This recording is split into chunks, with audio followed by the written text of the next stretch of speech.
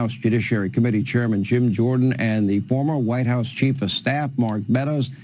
There's only really one way to put this, is the band is back together. You know, the founders of the Freedom Caucus back together. This is a great moment. It's good to be with you. Without a doubt, without a doubt. Do I start with the chief or do I start with the head of the Judiciary Committee? It's kind of hard to tell. Head of the Judiciary, head of the Judiciary. Chief, I'm going to start with you. Welcome back. It's been a while since we've had you. Right. You know, it's very predictable. I think Elon Musk what he has done is a great service to this country. The average American makes $66,000 a year. I don't know what the average North Carolinian makes where you live. $66,000 a year is not a lot. Those people pay a lot in taxes. Same with the people in Ohio and the same with people all around the country. Yep. And when you see hundreds of billions of dollars, and this is the tip of the iceberg, that are being wasted. And Joe Biden, we now know, wasted over $236 billion last year that we know of. I mean, why would people be angry at that? And this is not money going to America, but it's going around the world? Well, they should be angry, Russ. Russ Vought is going to be able to help. You mentioned him getting confirmed. But listen, the only thing that's faster than an Elon Musk Tesla is Donald Trump and his team making sure that the American people are back in control. And what we're seeing here is that Donald Trump has instilled hope in America and fear in Washington, D.C. Wouldn't it have been better if those billions of dollars had been sent to Western North Carolina to actually rebuild instead of some DEI woke kind of trans deal in Ireland or across the country in Africa? You know, it is just unbelievable what we've seen. But yet what we are seeing right now is President Trump putting his foot on the gas and going from 0 to 60 in 2 seconds. You know, it's a great way to put it. I think Elon Musk, first of all, his personal accomplishments have benefited every human being on this earth. That's number one. Yep. He's going to rescue our astronauts. He helped the people in North Carolina, the people in Tennessee, the people in California, and he did it for free. And this is the thanks that this guy gets for transforming American communications, American automobiles, American space travel. And now he's trying to transform American government so we save taxpayers' money and we can live within our means. Right. And this is how he gets treated, Jim?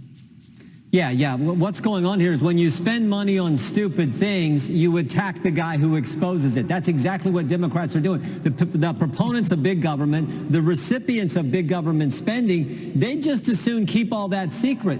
But Elon Musk comes along and says, this is ridiculous. As Mark put it out, some trans opera in Ireland, they're funding Sesame Street shows in Iraq. I mean, think about it. China's building bridges and roads in certain countries, and we're putting Big Bird and Bert and Ernie on TV in Baghdad. Who do you think is going to have more influence? So what Elon Musk is saying, this is stupid. Let's stop it. Let's focus on serving the American people, not having these agencies do what they want. Here's another thing, Sean. 10,000 people work at USAID. 1,000 of those 10,000, over 10% of those individuals, 1 month after Hamas attacks our best friend, the state of Israel, 1 month later, those 1,000 people did an open letter calling for a ceasefire in Gaza. Are you kidding me? So of course we need to scale this agency back and get rid of some of those people who have that attitude and are saying those kind of things about our dear friend and ally, the state of Israel. You know, Mark Meadows, I really pride myself in doing a lot of research. And we spend a lot of time looking for waste, fraud, and abuse. I know Senator Joni Ernst had requested this information repeatedly, and they use obscure names to really hide where the money goes and what the money went for. When I grew up in New York, and thank God I don't live there anymore, we used to call that fraud. What do you call it?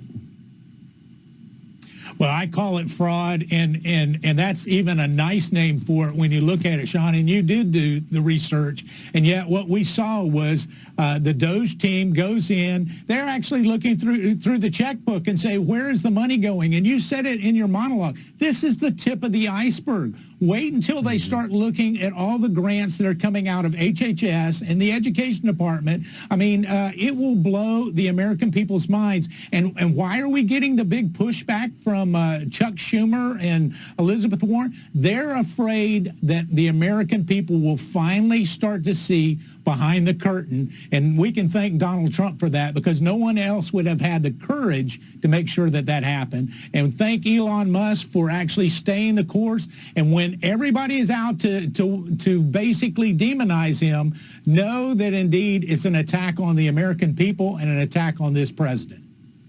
You know, Jim Jordan, if they want to die, Democrats on this hill, and that is, you know, all this, the billions and tens of billions and hundreds of billions of dollars in money going to other countries for their woke agenda, and they think that's going to be helpful politically.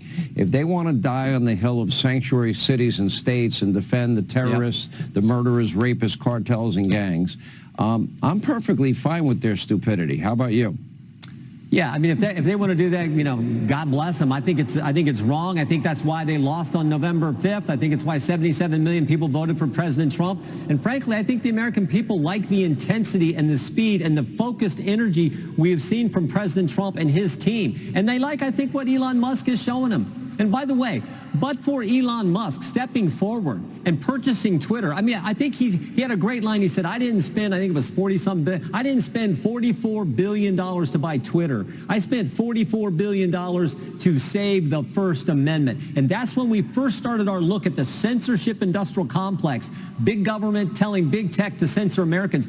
I don't know that we uncover all that but for him taking that first step. And now he's going in, digging into government and showing us all the ridiculous things. They spend the hard-earned tax dollars of the families of the 4th District of Ohio, the people I get the privilege of representing. I know the people back home are pleased with the effort of President Trump and Elon Musk and what he's uncovering. Yeah, I agree. We're all better for it. And you know what? I guess if they weren't critical of him, he wouldn't be doing such a great job. But they better buckle up, because I predict this is only the beginning. They will be exposed even further, and it will shock the soul of this country.